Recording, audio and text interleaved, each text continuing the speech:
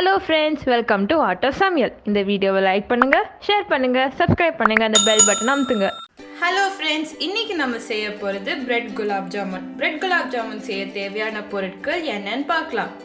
Bread 6 slice, நெய் 1 table spoon, பால் தேவையான அளவு, தண்ணி 1 கப், சர்க்கரை 1 கப், ஏலக்காய் பவுடர் 1 டீஸ்பூன், பொரிக்க தேவையான அளவு எண்ணெய். இதுதான் தேவையான பொருட்கள். ஃபர்ஸ்ட் பிரெட்ல இருக்கிற 4 எட்ஜஸும் கட் பண்ணிக்கலாம்.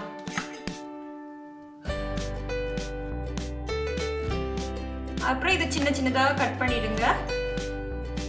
இது எதுக்கு கட் பண்றோம்னா அரைக்கும் போது ஈஸியா பவுடர் ஆகிறதுக்கு. மிக்ஸி ஜார்ல போட்டுடலாம்.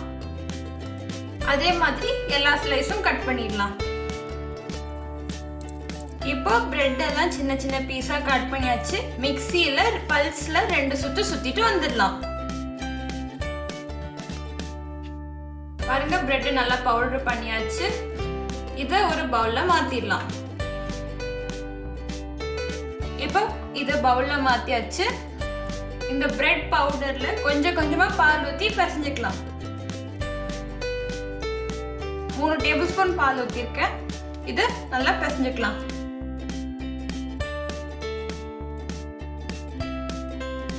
இன்னும் கொஞ்சம் பால் ஊத்திக்கலாம். பால் எல்லாம் ஒண்ணா ஊத்திராதீங்க, கொஞ்சம் கொஞ்சமா ஊத்துங்க. அப்பதான் அந்த கரெக்ட் கன்சிஸ்டன்சி வரும். இப்போ மாவு பிசைஞ்சாச்சு. கொஞ்சோண்டு நெய் ஊத்தி ஸ்மூத் பண்ணிடலாம்.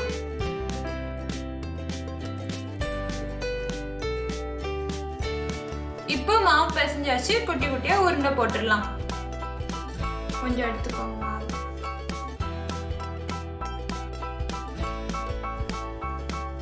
பாருங்க எவ்வளவு ஸ்மூத்தா இருக்கு. இதே மாதிரி மீதி இருக்கிற மாவு வச்சு உருண்டை பிடிச்சிட்டு வந்துடலாம்.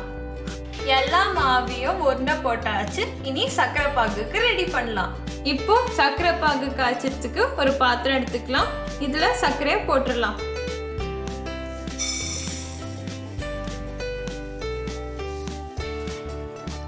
எடுத்து வச்ச தண்ணியும் இதுல ஊத்திடலாம்.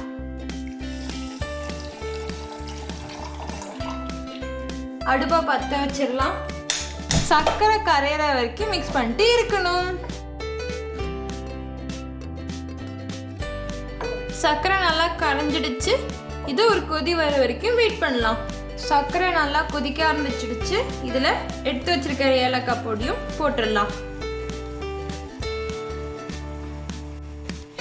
இது மிக்ஸ் பண்ணிட்டு அடுப்பை ஆஃப் பண்ணிடுங்க.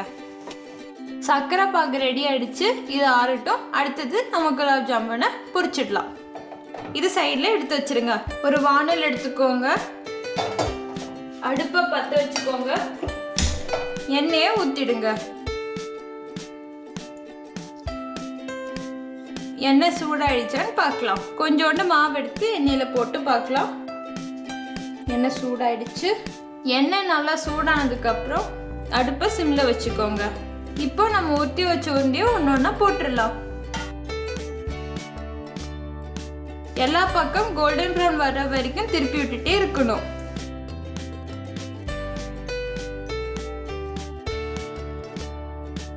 ரெடி ஆயிடுச்சு. எண்ணெயை நல்லா வடிகட்டிட்டு ஒரு பவுல்ல மாத்திடலாம். மீதி இருக்கிறதும் பொரிச்சு எடுத்துடலாம். பிரெட் வந்து சாண்ட்விச் பிரெட் இல்லைன்னா மில்க் பிரெட் எடுத்துக்கோங்க. நான் இன்னைக்கு மில்க் பிரெட் எடுத்திருக்கேன்.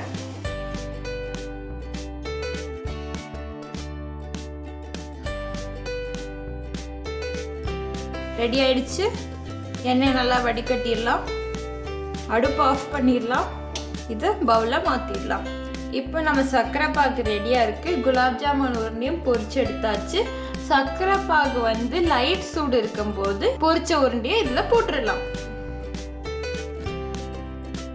சூடா போட்டுறாதீங்க, லைட் சூட்ல தான் போடணும். இதை அப்படியே 1 மணி நேரத்துக்கு ஊற வச்சிடலாம். இப்போ குலாப் ஜாமுன் 1 மணி நேரம் நல்லா ஊறிடுச்சு. இது ஒரு பவுல்ல மாத்திடலாம். இந்த குலாப் ஜாமுனுக்கு மேல பாதாம் இல்லைன்னா முந்திரி பருப்பு வச்சு கார்னிஷ் பண்ணிடலாம். பாருங்க எவ்வளோ சாஃப்டா வந்திருக்கு.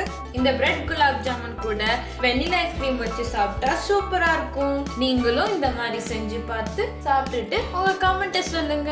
அடுத்த வீடியோல பார்க்கலாம்.